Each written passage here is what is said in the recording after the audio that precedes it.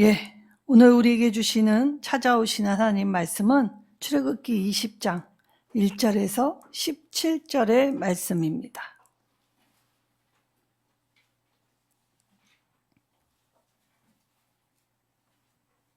출애굽기 20장 1절에서 17절 말씀 한 절씩 교독하도록 하겠습니다. 하나님이 이 모든 말씀으로 말씀하여 이르시되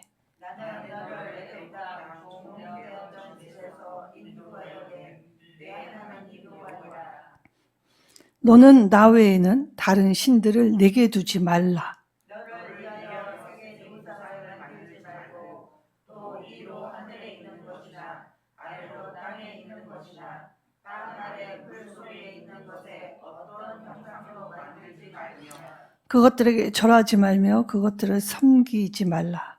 나 내 하나님 여호와는 질투하는 하나님인즉 나를 미워하는 자의 죄를 갚되 아버지로부터 아들에게로 3, 4대까지 이르게 하거니와 나를 사랑하고 내 계명을 지키는 자에게는 천대까지 은혜를 베푸느니라. 너는 내 하나님 여호와의 이름을 망령되게 부르지 말라.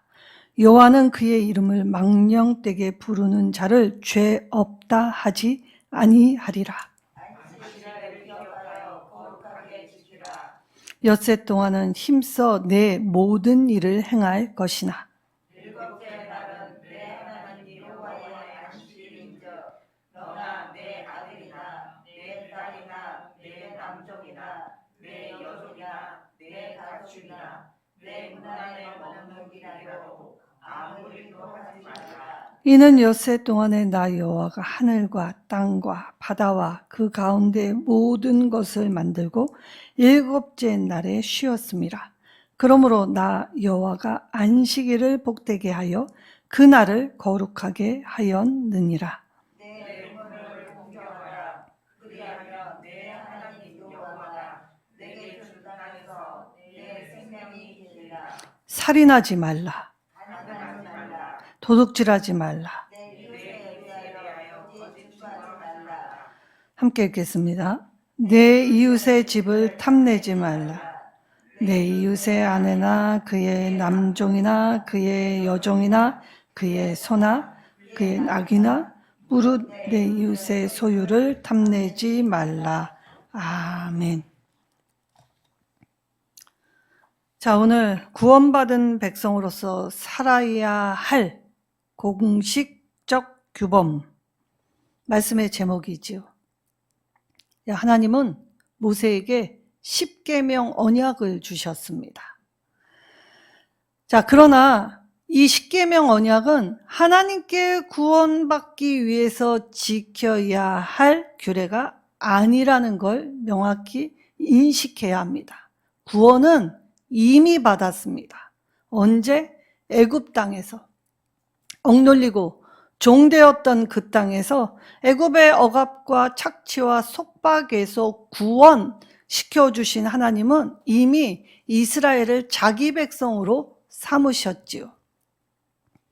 자, 유대인들이 하나님의 계명을 오해한 것이 무엇입니까? 이걸 지키면 구원받는다라고 착각했기 때문입니다. 십계명은 구원의 조건이 아니라는 걸 깨달아야 하지요. 구원받은 백성으로서 이 땅에 보내신 하나님의 뜻, 그래서 내 삶에서 하나님의 거룩하심을 드러내는 이 기준과 방향성, 그리고 우리가 그 백성으로서 살아야 할 태도, 자세, 그래서 이것을 주셨다는 것을 똑바로 알아야 하지요. 근데 우리는 종종 이 십계명을 율법적으로 지키면 구원받은 백성으로서 어떠한 이 자격을 갖추게 됨이라는 착각을 하죠. 십계명 지킬 수도 없고 또 지킨다 한들 우리가 하는 건 외형적인 모습이기 때문에 이 하나님은 외적인 표식으로서 우리의 신앙을 기준 삼지 아니하시지요. 아무도 모르는 내 안의 마음을 감찰하시는 하나님, 그래서 마음의 중심을 보시는 하나님께서 오늘 우리에게 하나님이 허락하시지 않는 것과 허락하시는 것의 명확한 기준을 삼을 때 헷갈리지 않고 하나님의 백성다움을 유지하여, 그래서 이 땅에서 시작한 그 하나님 나라를 하나님이 이끄실 저 천성까지 이어져 가서, 그래서 하나님께 참되게 예배하는 정말 친백성 삼으신다라는 것에 대한 이 기쁨, 그리고 그것에 대한 은혜, 되새기며 살라고 주셨던 것입니다. 자, 이스라엘은 이 시내산 언약에서 이 하나님이 주시는 이 계명과 이 성막 지침서를 받게 될 때 이들이 성급하게 뭐라고 하였습니까? 주의 말씀은 하나도 어기지 않고 다 지키겠습니다 라고 섣부른 이 언약 체결을 하지요. 이미 지키지 못했습니다. 왜냐? 모세가 이 십계명을 받고 있는 순간에 백성들은 산 밑에서 하나님을 대적하고 하나님의 이 마음 안에 우상숭배의 죄를 저질렀기 때문이지요. 돌아서서 잊어버렸고 돌아서서 하나님께 반하는 행동을 하였다는 것입니다. 모세는 이 백성이 마음이 부패하고, 그리고 이 백성을 향한 나의 진노를 내가 이제 너를 통해 새 민족, 또 새 백성 다시 만들고 삼겠다라고 할 때, 하나님의 말씀을 들었을 때에는 하나님 그리하지 마시라고, 하나님의 언약을 기억해 달라고 중보기도하였지요. 그러나 막상 산에서 내려와서 이들의 행태를 직접 눈으로 봤을 때에는 모세는 어쩌면 하나님보다도 더 진노한 표정과 모습을 보여주었고, 그리고 하나님께 직접 받은 이 돌판을 깨트려 버렸습니다. 그럼에도 불구하고 하나님은 그들의 잘못을 심판하셨지만 다시 언약을 맺어 주셨지요. 다시 맺어 주신 언약도 이 십계명이었습니다. 자, 그러면 이 십계명에 담긴 뜻, 우리가 하나님의 말씀을 자세히 들여다 보아야겠지요. 말씀의 규범을 따라가지 않으면 사실 진짜 우리의 인간성, 인간담을 다 잃어버린 자가 됩니다. 자, 우리는 참지 못하는 존재이죠. 그리고 우리는 내가 생각할 때의 기준점이 다 있습니다.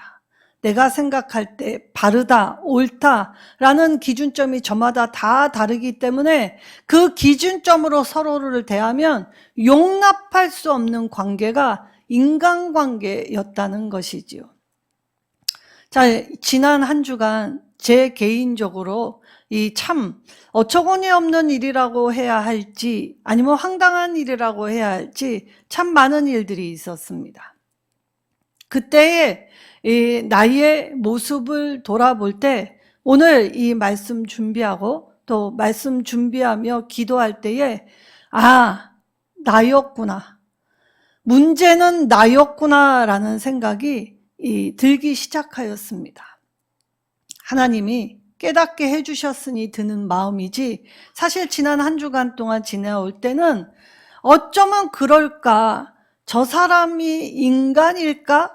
라는 생각이 늘 의구심으로 들었습니다. 사람이라면 어떻게 저렇게 말하지? 사람이라면 저렇게 행동을 할까? 그런데 하나님의 말씀이 귀한 것이, 나도 맞대응을 할 때 어쩌면 내 오름으로 맞대응을 하지만 나도 이 맞대응을 하면서 인간다움을 쉽게 잃어버릴 수 있겠구나라는 깨달음이 왔습니다. 왜냐? 자, 그 사람이 내가 목사인 줄 몰랐는데 어느 순간에 내가 목사인 줄 알았다면 그 사람은 다른 사람보다 더 강화된 윤리적 모습을 제게 원했을 것입니다. 옳고 그름을 떠나서 목사인데 비록 내가 잘못했다 하더라도 좀 용납해 주면 안 되나? 사랑을 말하면서 저게 사랑하는 모습이었을까? 그도 의구심을 갖게 되었겠지요. 그래서 내 입장에서만 생각했을 때와 달리 그 사람의 모습과 모양을 통해 내가 문제였구나. 아직도 나는 말씀을 그래도 다른 사람보다 더 많이 알고 또 다른 사람보다 더 많이 배웠는데도 나도 별반 다르지 않았구나 라는 이 깨달음을 주실 때 참 부끄러웠습니다.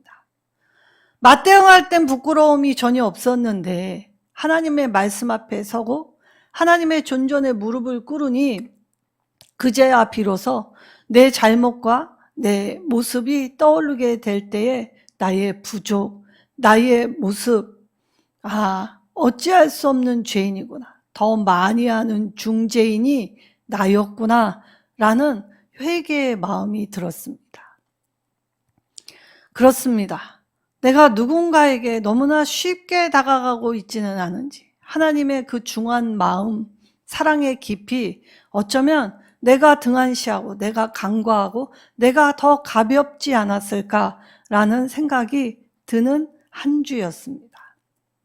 그러면서 동시에 하나님의 말씀을 따라 하나님의 형상 회복하게 될 때에 다음 돌아오는 한 주가 기대가 됩니다. 내 모습을 고치고 내 모습이 하나님의 형상에 합해지고 합당해지면 그 수많은 사람들의 인간다움을 잇는 그 순간에도 하나님은 나 한 사람으로 시작될 하나님의 나라를 이루어 가실 줄 믿기 때문이지요. 우리는 믿음으로 사는 자들입니다. 자, 믿음이 무엇입니까?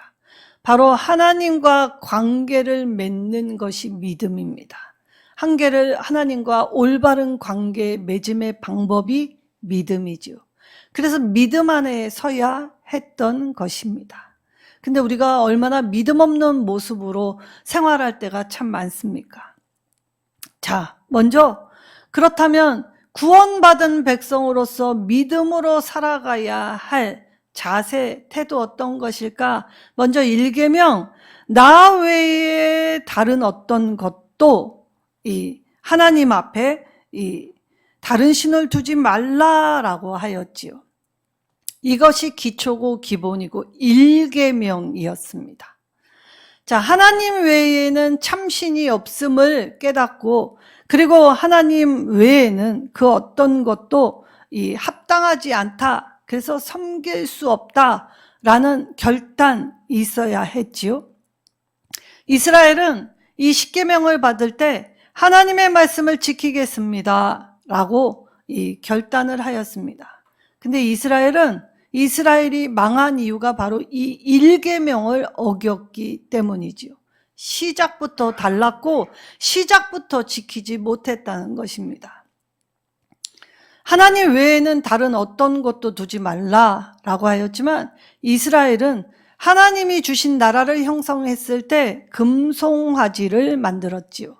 그리고 이 금송아지 만든 건 지금 이 율법을 받고 있는 순간에 산 밑에서 백성들이 금송아지 형상을 만들어 이것이 하나님이다라고 소리쳤을 때에 그들은 잔치자리를 배설하였습니다. 하나님 외에는 내가 하나님밖에는 그 어떤 것도 섬기지 않겠다라고 하였지만 사실은 실상 우리도 하나님의 이름을 부르면서 하나님 외에 다른 것을 섬기고 있지요. 무엇을 섬깁니까? 바로 바알을 섬깁니다. 바알은 이스라엘의 고질병만이 아니었습니다. 오늘날 우리에게도 고질병이었지요.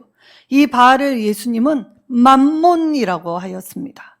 하나님과 재물을 겸하여 섬길 수 없다라고 분명히 말씀하셨지요. 다시 말하면 하나님과 맘몬은 양립할 수 없습니다. 그러니 우리 안에 깨끗한 부자라는 말이 성립할 수 있습니까? 사실 하나님이 더 많이 주셨다는 건 그만큼 더 나누라고 주셨을 뿐이지 재물을 많이 가지게 될 때에 깨끗하다 자랑할 수 없다는 것을 명확히 알아야 합니다. 그래서 우리가 잘못된 인식, 개념이 형성되면 이처럼 무례할 수 있습니다. 내 오름으로 강화하여 남들에게 무례를 끼칠 수 있는 것이지요. 자, 하나님과 바알, 그래서 종교 안의 혼합주의, 이스라엘이 망하게 된 원인이었습니다. 야훼 신앙과 가나안에 이득을 주고 풍요를 주는 이 신들을 적당히 믹스하여 하나님 앞에 드리게 될 때에 오늘 내가 하나님께 복받은 징조 무엇입니까? 바로 부자가 되었다는 일입니다. 그걸 자랑하였다는 것이죠. 그러나 하나님은 과부의 두 렙돈을 사랑하여 주셨지요. 그래서 가나안 땅에 들어가고 왕정 국가, 세상 국가와 똑같이 이 나라를 형성했을 때 이스라엘이 나라를 잃고 유리방황했던 이유는 바로 이 일계명, 하나님 외에 그 어떤 것도 섬기지 말았어야 하는데 하나님의 이름을 둔 자리에 교묘하게 이 재물, 풍요를 섞어 놓았다는 것이지요. 자, 오늘날의 교회의 형태들을 보십시오. 이 건물이 얼마나 휘황찬란해지기 시작했습니까? 그리고 그 교회 안에 교인들의 편리를 위한 편의시설이 백화점처럼 생겨나기 시작했습니다. 교인들은 교회 안에 조금도 불편함을 참지 못하게 되었지요. 그러니 편리를 주는 교회, 그리고 그 교회에서 신앙생활하는 걸 자긍심을 갖게 됩니다. 우리 교회 어떤 교회인 줄 알아? 이런 교회야. 그런데 그 교회의 자긍심이 남을 돕기 위한 모습. 자, 오늘날에 교회 목사님들 중에 주일날에 이 양복을 입지 않은 목사님들이 많이 생겨나셨습니다. 자, 과거 전통에 의하면 우리 교회에도 이 강사 목사님이 이 넥타이를 매지 않고 양복을 입지 않았다는 이유로 격분하셨던 분이 한 분 계셨지요.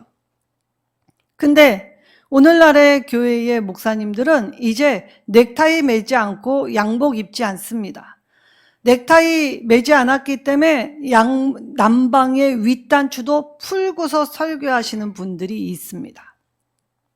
근데 얼마나 절절하게 하나님을 전하는 줄 아십니까? 그분의 말씀을 들으면 정말 하나님으로 가득하다는 게 보입니다. 지식으로만 전하지 않고 외모로 전하지 않지요. 정말 그분이 하나님의 말씀을 씨름하고 하나님 어떤 분이신지를 알게 하기 위하여 애썼다는 것이 보일 정도입니다. 그래서 많은 교인들이 아멘으로 응답하며, 그리고 많은 교인들이 온라인 예배를 통해서 그분의 말씀을 듣기도 하지요. 자, 왜 그렇습니까? 한국 교회가 너무 전통에 매여 있었기 때문입니다. 예배가 무엇입니까? 예배는 하나님 앞에 나를 보이는 행위이면서 동시에 내 영혼을 강화하는 일이 예배입니다. 예배를 통해 내 약했던 심령, 내 잘못된 걸 고백하며 하나님이 주시는 말씀으로 내 영혼을 강하고 담대하게 만드는 일이 예배입니다. 그래서 하나님과 바른 관계를 맺는 것, 그것이 예배 행위이지요. 이때에 하나님은 이 명품 걸치고 오라고 하시지 않았습니다. 깨끗한 옷 단정하게 입으라고 하셨지요. 그렇습니다. 하나님께 나올 때 그 깨끗한 옷 단정한 모습은 무엇입니까? 마음가짐이었다는 것이지 몸에 그 어떤 명품 휘갖고 양복만 입어서 되는 것은 아니라는 걸 알아야 합니다. 사람의 눈치를 보느라 요즘 목사님들 이 잘못된 행태들 지적하지 않습니다. 교회는 더 이상 치리와 권징이 없어졌지요. 그러니 교인이 잘못했을 때 치리와 권징으로 영혼의 잘못된 회개의 일, 그것이 바르게 가는 일인데 어느 날 교회에 성도들의 눈치를 보는 목사님들의 설교 안에서는 못할 설교가 생겨나기 시작했지요. 이미 이스라엘은 이 1계명부터 지키지 못해서 나라가 망하게 되고 민족이 흩어지는 정말 엄청난 아픔과 슬픔을 겪게 되었다는 걸 깨닫게 된다면 오늘 저와 여러분이 바로 이 1계명부터 하나님 외에는 그 어떤 것도 섬기지 않겠다라는 바른 결단, 그리고 하나님 앞에 예배 드리게 될 때 온 마음을 다하여 드리게 되는 모습 되시기를 소원합니다. 2계명, 다른 우상을 만들지 말고 그 어떤 형상도 만들지 말라라고 하셨지요. 왜냐? 사람은 하나님의 형상으로 지음받았습니다. 그래서 그 어떤 형상, 하나님은 그 어떤 형상을 만드는 걸 용납하시지 않겠다라고 하시죠. 근데 이스라엘 백성들이 지금 하나님의 형상으로 빚은 것이 무엇입니까? 금송아지였습니다. 자, 금송아지, 하나님의 발등상이라는 것이 금송아지였습니다. 아주 생뚱맞은 것을 형상화한 게 아니라 하나님이 타고 다니시는, 그래서 하나님이 발을 짚으시는 형상이 금송아지다. 금송아지. 그것이 무엇입니까? 우리 시대의 최고의 가치, 중요하다. 그리고 이것이 이 세상의 가치로도 증명되는 것. 그래서 값지고 비싸고 고귀하다라는 이 신앙의 형태를 담은 것이 금송아지였습니다. 그래서 하나님의 발등상, 하나님은 형상화할 수 없기 때문에 하나님의 발등상, 하나님이 얹어놓는 그 보좌, 금송아지로 대처했다라고 하였죠. 근데 하나님은 그것조차도 허용하시지 않으셨습니다. 하나님은 자신과 관계된 그 어떤 형상도 만드신 적이 없습니다. 자, 어떠한 것입니까? 예수님의 십자가, 예수님의 이 손에 못 박은 못, 그리고 이 법궤, 하나님과 관련된 그 어떤 걸 이 땅에서 싹 다 치워버리셨습니다. 왜냐? 말씀의 순수성을 유지하시기 위함이지요. 하나님은 말씀하시는 분이시기에 말씀의 그 어떤 것도 이 보형물, 그리고 추가, 혼합하여 첨가하는 건 싫어하셨습니다. 그래서 더 어떤 것도 허락하시지 않으면서 자기 계시의 순수성을 보존하기 위해 말씀만 남겨놓으셨지요. 자, 외형이나 형식을 갖추면, 우리가 어떤 정성을 들이면 누구보다 더한 이 땀 흘림, 그래서 자격 유무를 갖추면 하나님이 복 주실 거야 라고 생각하는 건 기계적인 하나님을 만드는 것입니다. 하나님은 우리가 어떤 자격, 정성을 바쳐서 우리에게 복 주시는 분이 아닙니다. 하나님은 우리가 자격 없을 때, 여전히 죄인일 때에도 하나님의 구원 프로젝트를 지금 실행 중이시고, 그 한 사람 한 사람의 넘어짐을 가슴 아파하시면서 이 바르게 세워지기 위해 말씀으로 붙드시고 말씀으로 이끄시며 말씀으로 함께하여 주셨지요. 그래서 복 주시는 하나님이 아니라 우리의 중심을 보시고 우리와 깊은 관계를 맺으시는 인격적인 하나님이시라는 것입니다. 자, 세 번째, 망령되이 일컫지 말라라고 하였습니다. 하나님은 하나님의 이름을 부르게 하셨습니다. 우리가 예수의 이름을 부름으로써 구원받는 자가 누릴 수 있는 이 기쁨, 그리고 그 구원의 은총, 그래서 예수의 이름만이 우리에게 힘과 능력이 되어주고, 우리가 기도할 때 예수의 이름으로 기도하게 하셨지요. 그래서 하나님은 하나님의 이름을 부르게 하셨지요. 근데 망령되이 부르지 말라라는 뜻은 무엇입니까? 내 하나님을 이용하기 위해, 신을 이용하기 위해 하나님의 이름을 사용하지 말라는 것입니다. 주술적 주문적 기도, 하나님이 이렇게 해주시면, 내게 복을 주시면 내가 이렇게 하겠습니다. 이러한 모습 하지 말라는 것이죠. 자, 다시 말하면 망령되이 부르지 말라라는 말은 하나님이 거룩하시니까 하나님의 이름을 부르는 우리의 삶이 거룩해야 한다라는 것입니다. 내가 예수의 이름을 부를 때 이 믿지 않는 사람은 나를 통해 하나님을 발견하고 보기 때문에 하나님의 이름을 부르는 자는 반드시 거룩한 모습을 유지해야 하고 그렇게 살아내야 하지요.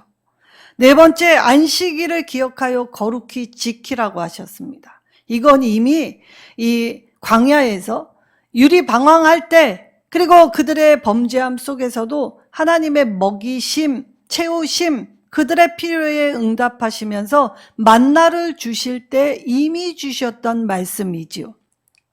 자, 하늘의 만나 신령한 것이었습니다. 매일매일 비같이 내렸지요. 자, 이건 하나님의 창조 사역입니다. 하나님만이 하실 수 있는 능력이었지요. 그래서 하나님의 창조, 그 만나를 먹을 때 우리의 눈으로 보고 입술로 맛보고 그것을 손으로 거두어 수고하여 그것을 우리의 오감으로 하나님의 말씀을 지킬 때, 하나님 앞에 서게 될 때에 무엇을 떠올립니까? 바로 이것이 창조의 사역의 시작이구나. 그래서 안식일을 통해 하나님의 창조 사역을 기억하면서 하나님이 나에게 영원한 안식을 주실 분이라는 확신을 갖고 살아갈 수 있게, 그래서 이 영원한 안식에 참여할 수 있게 하시기 위해 안식일을 지키라고 하셨던 것이지요. 다섯 번째, 부모를 공경하라라고 합니다. 자, 이때 일반적으로 하나님께 존경과 애정을 드린다라는 말이죠. 하나님께 적용되지요. 그런데 하나님이 이 땅에서 하나님 대리자로 주신 사람들이 있지요. 바로 부모입니다. 부모를 통해 생명을 이어가게 하여 주셨지요. 하나님 대리자. 그래서 부모를 저주하는 자는 어떻게 됩니까? 출애굽기 21장 15절 그리고 21장 17절에 부모를 저주하면 반드시 죽임당하게 하셨습니다. 이것이 하나님의 질서이지요. 자, 6계명 살인하지 말라라고 하였습니다. 자, 오늘날에 자살하면 구원받은 백성이 자살하면 천국 갈까요? 지옥 갈까요? 라고 종종 물어보시는 분들이 있지요. 자, 이 6계명에 살인하지 말라라는 말은 무슨 뜻을 담고 있습니까? 우리는 하나님의 형상으로 지음받은 존재입니다. 그래서 하나님의 형상은 무슨 뜻이냐? 하나님의 것이라는 것이지요. 하나님의 소유라는 뜻입니다. 그러니까 우리는 하나님의 형상으로 지음받았다라는 말은 하나님의 소유, 하나님의 것이다라는 뜻입니다. 근데 살인, 바로 하나님의 소유를 침범하는 행위이지요. 누군가의 생명을 취하는 것, 하나님의 것에 손댄다라는 의미입니다. 자살은 스스로 하나님의 것에 손을 댄 죄, 악이라는 것입니다. 하나님이 이 땅에 우리를 보내실 때 하나님의 것으로 보내시면서 생명을 주셨죠. 생명은 유일한 하나님의 영역이지요. 그러니까 하나님의 영역에 대항하여 하나님 앞에서 하나님의 형상을 훼손했을 뿐만이 아니라 하나님의 형상 안에서 이 하나님의 소유를 끊어낸 행위이기 때문에 죄악으로 간주되는 행위이기에 사람을 살인, 스스로 생명을 취함이나 누군가의 생명을 취하는 일체의 행위는 하나님 앞에 죄악된 행위다라는 것입니다. 자, 7계명 간음하지 말라라고 하셨습니다. 자, 간음, 예수님은 이 간음을 남자와 여자 사이의 문제로만이 아니라 마음의 문제로까지 확산시키셨지요. 자, 그러면 남자와 여자가 바람피는 고작 그런 것이 아니라 음욕까지 확산을 시키셨습니다. 마음으로 욕심을 내게 될 때에 사람이 사람을 대할 때, 그래서 동성애가 바로 이 간음죄에 들어가는 것이 무엇이냐면 하나님의 창조의 질서를 위배하였지요. 자, 인간성, 그래서 휴머니즘이라는 미명 아래에 간음, 작게는 마음속에 이 남자와 여자가 때로는 이 음욕으로 불타는 행위를 의미하지만 예수님의 말씀 안에서는 마음속에 일어나는 음욕, 내 욕심으로 누군가를 바라보고 내 욕심으로 누군가를 이용하려고 하는 모든 죄가 다 간음입니다. 그래서 사람이 사람을 대할 때 이 하나님의 형상으로 존귀히 지음받은 존재라는 것을 버리게 되면 하찮게 여기고, 그리고 이용하고 잘못했는데 자기 죄를 발견할 수 없지요. 특별히 그리스도인들 안에 하나님께 용서받았다라고 하면서 이 사람을 이용하고 사람을 괴롭히고 사람에게 잘못했으면서 나는 이미 하나님께 용서받았다라는 뻔뻔한 말을 하는 것, 말씀을 몰랐기 때문입니다. 8번째, 도둑질하지 말라라고 하였지요. 이건 타인의 재산과 생명을 보장하시기 위함이었습니다. 사실 살인하지 말라, 간음하지 말라, 도둑질하지 말라, 내 이웃에 대하여 거짓 증거하지 말라라는 이 계명 하나로 묶으면 내 것 아닌 것 외에 이 누군가의 것을 욕심내는 일체의 행위입니다. 그 행위가 작은 것으로 시작하여 큰 것으로 나아갈 뿐이지요. 자, 그래하여 오늘 내 이웃의 이 것 도둑질하지 말라라고 할 때 솔로몬이 첫 재판에 명성을 얻게 된 재판이 무엇입니까? 창기 두 어머니가 동시에 같은 비슷한 날에 아이를 낳는데 그만 한 어머니가 아이를 자다가 아마 전 물리다가 자기의 몸무게로 아이를 압사시켰겠죠. 그리고 아이가 죽었습니다. 그때에 이 사나이와 죽은 아이를 바꾸어 놓았지요. 근데 엄마는 자기 아이의 얼굴을 알기 때문에 이 왕에게 재판을 해달라고 합니다. 자, 이것도 도적질이지요. 아이를 유괴하는 행위도 도적질이 될 수 있습니다.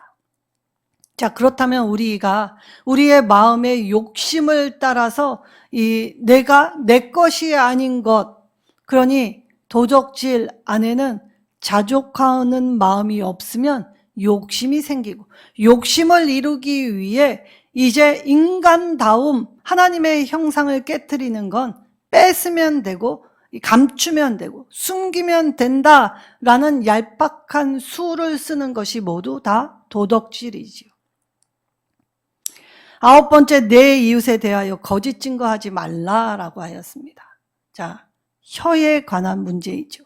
야고보서에는 이 혀는 정말 거짓되고 그리고 모든 걸 불사를 만한 힘이 있다라고 합니다. 실제로 인류의 역사에 총칼로 죽은 사람보다 말로 죽은 사람이 더 많다. 그러니 이 혀의 권세에 대해서 얘기하죠. 탈무드에는 이 사실 살인자보다 이 거짓 증언자에게 더 중한 중벌을 내림으로 이 6계명보다 이 9계명을 더 중하게 여겼습니다. 자, 유일하게 인간만이 말을 할 줄 압니다. 하나님이 인간에게 소통의 언어를 허락해 주셨지요. 이 언어를 가지고 무엇을 하라고 하셨습니까?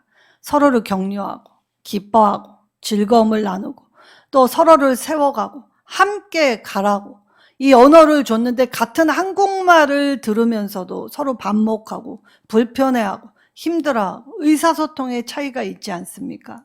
그래서 특별히 기독교인들은 이 언어, 하나님께 드리는 기도, 사람들과의 대화 주의해야 합니다. 마음가짐과 달리 이 전달력에서 오해를 빚을 수 있기 때문이죠. 그리고 10계명, 내 이웃의 집을 탐내지 말라라고 하였습니다. 다시 말하면 이 마음의 탐심을 다 지칭하는 것이죠. 그래서 의인이 하나도 없는 이유는 바로 이 10계명에 다 걸려 넘어지는 것입니다. 우리의 마음속은 사실 스스로도 잘 알지 못할 때가 있지요. 내가 나라는 사람이 어떤 사람인지 잘 아는 것 같으십니까? 근데 우리는 나 자신을 잘 모를 때가 참 많습니다. 소크라테스가 너 자신을 알라라는 유명한 명언을 왜 남겼겠습니까? 사람이 자기를 아는 것 같아도 사실 내가 하면 로맨스고 남이 하면 불륜으로 만드는 건 자기 자신을 모르기 때문이지요. 그래서 하나님은 때때로 하나님의 사람들을 훈련시킬 때 나 자신을 알게 하는 방법으로 고난이라는 걸 주십니다. 전혀 새로운 환경, 전혀 내가 맛보지 못했던 것을 대면할 때 내 속에서 나도 알지 못하는 내가 드러나게 되죠. 내가 이렇게까지 화를 낼 일이었던가? 내가 이렇게 화를 낼 수 있었던 사람이구나. 내가 누군가를 향해 이렇게 미움을 쏟을 수 있었구나. 라는 걸 말씀의 기준 삼아 보게 될 때에 스스로를 알아갈 수 있게 되지요. 그래서 하나님은 때로는 우리를 고난이라는 훈련 프로그램에 참여하게 하셔서 우리 모습을 스스로 깨닫게 하여 주시는 것입니다. 그럼 오늘 거룩한 백성이 되기 위하여 오늘 이 10가지의 규범, 공식적인 규범 주실 때 지켜도 되고 지키지 말아야 되는 것이 아니라 반드시 해야 할 것이 법으로 규범, 우리가 따라야 할 길, 인생의 방향이라는 것이었지요. 그래서 하나님은 우리에게 하나님께 순종하며 하나님의 사람으로 이 땅에 하나님의 말씀을 따라가게 될 때의 첫걸음부터 그리고 우리가 걸어가는 모든 과정, 순간순간을 지키시며 함께 해주셨던 것입니다. 오늘 하나님은 이 계명을 통해 이미 실패하였다는 걸 보고 계시고 알고 계셨지요. 그런데 모세의 중보적 기도를 통해 다시금 언약을 세워주셨던 것이 십계명 말씀이었습니다. 오늘 저와 여러분이 실패할 것, 쓰러질 것, 낭망할 것 다 알고 계십니다. 그래서 하나님의 이 본래의 계획을 이루어 가시지요. 하나님의 계획엔 어그러짐이 하나도 없습니다. 반드시 하나님의 뜻대로 이루어 가실 것이지요. 그래서 하나님의 영광을 위하여 저와 여러분 한 사람 한 사람을 다 인도하시는 것입니다. 그러니 우리가 구원받은 하나님의 백성으로서 이 땅에 산다는 것, 하나님의 형상을 회복하기 위하여 우리가 오늘 이 규례, 규범 지켜야겠지요. 말씀을 따라 살 때, 말씀으로 변화할 때 그때 시작되는 하나님 나라는 작은 나의 이 사소한 행위부터 시작됩니다. 우리가 하나님 앞에 바로 세워져 가야 할 이유가 바로 여기에 있죠. 하나님은 우리를 통해 이 더러워진 세상을 거룩해 하시기 위하여 우리를 부르시고 또 우리를 위하여 이 말씀을 주셨던 것입니다. 여러분, 하나님이 우리를 이 땅에 보내실 때 우리 마음 안에 하나님을 알 만한 공간을 누구에게든지 다 만들어 두셨다 하지요. 그런데 이 공간 안에 제대로 된 하나님 인식이 박히지 않으면 모두가 다 이 우상숭배적 요인으로 변질된다는 것입니다. 그래서 우리의 첫 시작 1계명부터 하나님을 똑바로 알아가기가 매우 중요한 일일 것입니다. 오늘 하나님 외에는 그 어떤 것도 이 주인 삼지 않고 그리고 하나님 외에는 그 어떤 것도 섬기지 않겠노라고 결단하게 될 때 바른 분별은 이 계명을 따라 살아가게 될 때 조목조목 요소요소 순간순간 깨닫게 하시면서 돌보아 주시고 인도하여 주시지요. 이때 하나님의 형상을 회복하기만 하면 우리가 구하지 않은 모든 것을 이미 다 이루신 하나님이 다 베풀어 주실 것입니다. 가나안 땅은 이미 주어져 있습니다. 하나님의 약속으로 우리에게 다 주셨지요. 그러면 그 약속 말씀 믿고 가서 취하기만 하면 됩니다. 만나는 사랑에 뿌려졌습니다. 그러나 아침에 일어나 태양빛이 뜨기 전 제일 먼저 하루의 첫 시간을 주님 말씀 따라 거두어야 하는 수고가 필요하지요. 오늘 하나님의 인도하심에는 분명히 하나님의 계획과 뜻이 있지만 동시에 우리의 협력이 필요하다는 것입니다. 다시 말하면 우리의 협력, 말씀을 붙잡고 행하고 기도함으로써 하나님 앞에 더 가까이 가게 될 때 이 협력을 통하여서 하나님은 하나님의 영광을 위하여 이루어 가신다고 말씀해 주십니다. 오늘 하나님의 이 귀하신 말씀이 구원받은 부르신 곳에서 구원을 확증해 주시고 자기 백성 삼아 주신 그 은혜 앞에 오늘 이 말씀 잘 따라가시길 바랍니다. 그래서 거룩한 백성이 되는 과정을 갖추게 될 때 깨끗한, 그래서 복음에 합당한 사람들이 되어 하나님께 영광이요 세상에는 이로움, 새롭게 하는 이 통로와 도구가 되시기를 예수님의 이름으로 축원합니다.